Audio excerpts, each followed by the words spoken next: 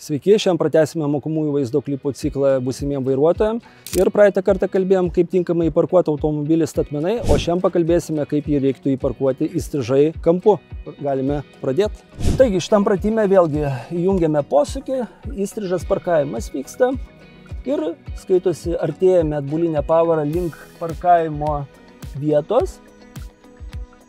Kai maždaug automobilio dešinių durų mažajame stikliuke pamatome gairelę arba šiuo atveju automobilio dešinį kampą, užsukinėjame vairą į dešinę tam, kad automobilis kreiptųsi į parkavimo vietą, bet pilnai nesukame, nes atsiminkim, čia yra nestatmenas kampas.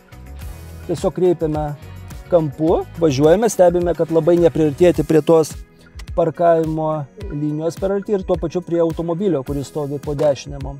Tada stebime ir kairę gairelę arba kairę stovintį automobilį. Kreipiame automobilį atgal ir važiuojame tarp linijų. Stengiamės išlaikyti atstumus iš šonų kiek įmanoma vienodesnius. Aš dabar bandau su vairu suvienodinti visą tą atstumą. Kai pamatau, kad viskas tinka man, kad automobilis važiuoja tiesiai daugmaž, ištiesinu vairą ir važiuoju atbulomis tiesiog link galinės linijos ir stebiu per dešinį veidrodėlį, būtent ne per kairį, o per dešinį veidrodėlį, kuomet galinė linija bus maždaug ties mano dešinio veidrodėlio rankenos priekinės apatinė dalimi ir toje vietoje sustoju. Dar pavažiuoju ir maždaug va čia sustočiau va dabar. Ir tada galima išlipti į lauką apsižiūrėti, kas gavus.